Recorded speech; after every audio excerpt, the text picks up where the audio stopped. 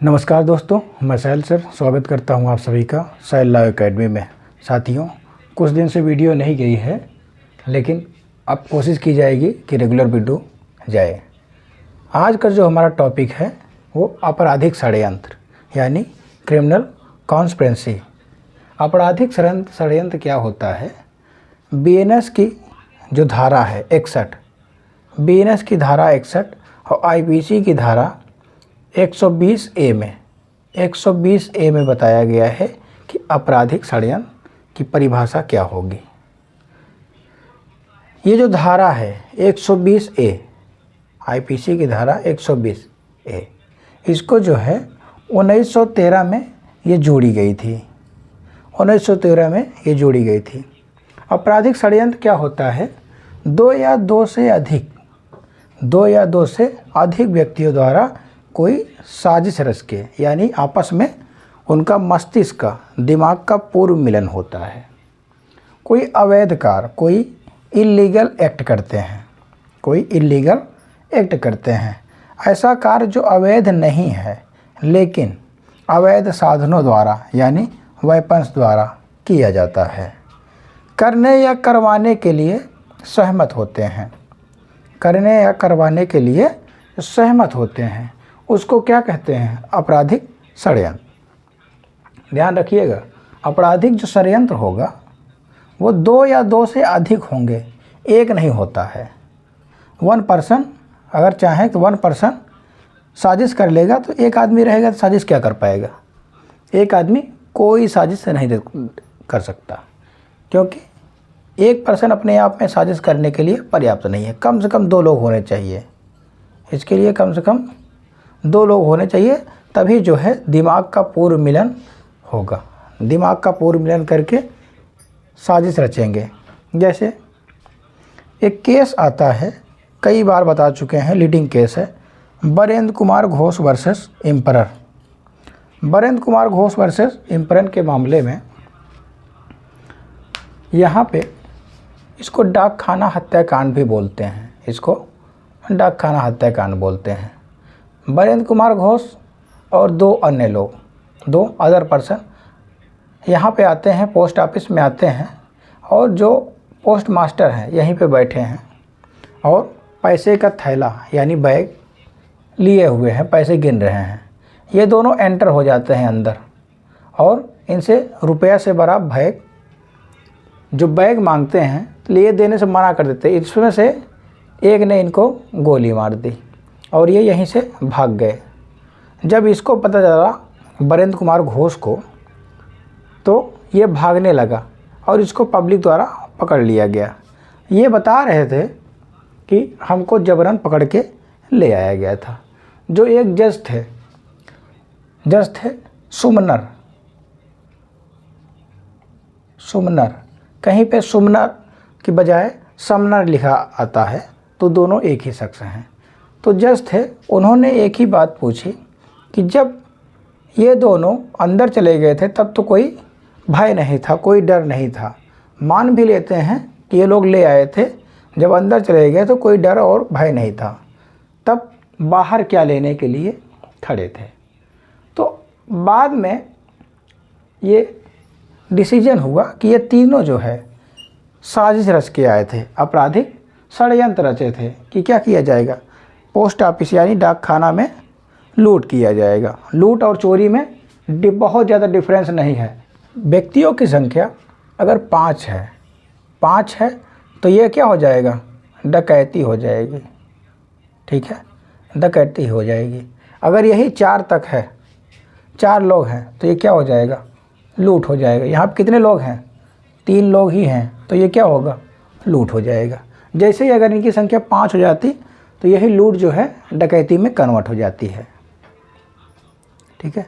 तो दूसरा जो केस आता है केहर सिंह वर्सेस दिल्ली प्रशासन। इसके बारे में बता चुके हैं। इसको इंदिरा गांधी हत्याकांड भी बोलते हैं। इंदिरा गांधी की हत्या हुई थी, इंदिरा गांधी हत्याकांड भी इसी को बोलते हैं। इसमें हुआ ये,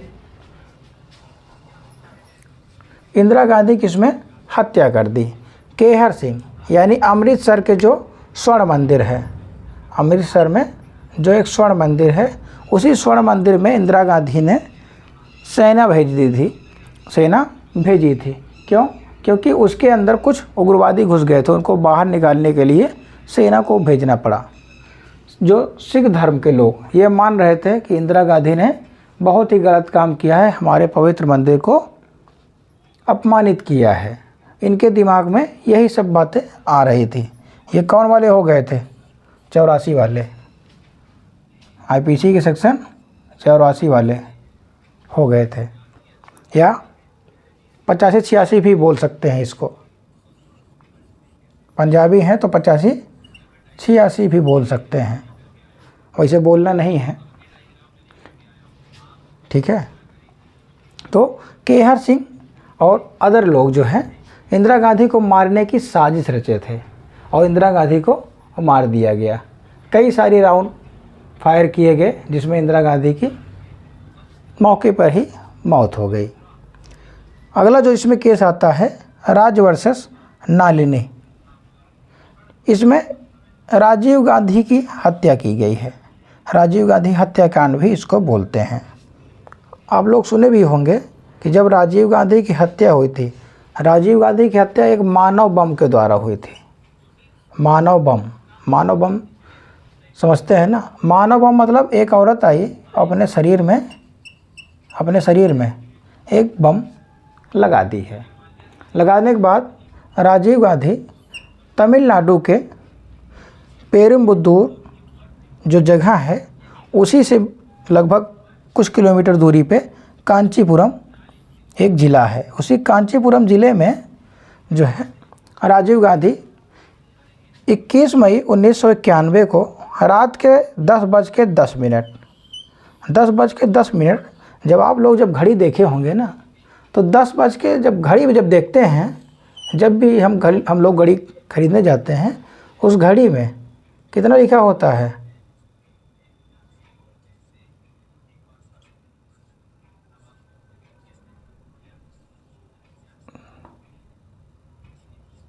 ग्यारह, इतना ही होता है। जब हम लोग घड़ी खरीदने जाते हैं, जो उसकी सबसे छोटी सुई है वो 10 पे होती है और जो बड़ी सुई होती है यानी मिनट वाली सुई वो 10:10 पे होती है, ठीक है। सेकंड से मतलब नहीं है, सेकंड वाली ये कुछ लोग सोच रहे हैं सेकंड पे किस पे होती है, तो सेकंड से मतलब नहीं है। जब घड़ी खरीदने जाते हैं तो ज़्यादातर ये चीज़ें 10:10 दिखाती है। अब कुछ लोगों का अलग अलग डाउट है कि क्या हुआ था क्या नहीं हुआ था, लेकिन ज़्यादातर चीज़ों में ये चीज़ देखा जाता है। रात के करीब 10:10 पे इनका भाषण था, मंच पे आने वाले थे, लेकिन यही मंच पे आने के समय ये महिला कह रही कि माला पहनाने के लिए गई और नालिनी जो कि बगल में ही खड़ी थी, उसने क्या कर दिया, रिमोट दबा दिया और राजीव गांधी और अन्य लोग उसी पे ख़त्म हो गए, उनके बिखर गए, टुकड़े हो गए। उन बाद में उन टुकड़ों को चुना गया, ठीक है। तो राजीव गांधी की हत्या हो गई थी। बाद में पता चला कि जो चीज़ ये महिला और ये जो अदर महिला थी जो रिमोट दबाई थी, इसके अलावा भी यहाँ पब्लिक में कुछ लोग शामिल थे, जो ये देखने के लिए आए थे कि ये कर पाते हैं कि नहीं कर पाते हैं। तो ये सब आपस में साजिश रचे हुए थे। इसको बोलते हैं आपराधिक षड्यंत्र। कहने का मतलब यही है, इस केस के माध्यम से ये बताना है कि आपराधिक षड्यंत्र क्या होता है।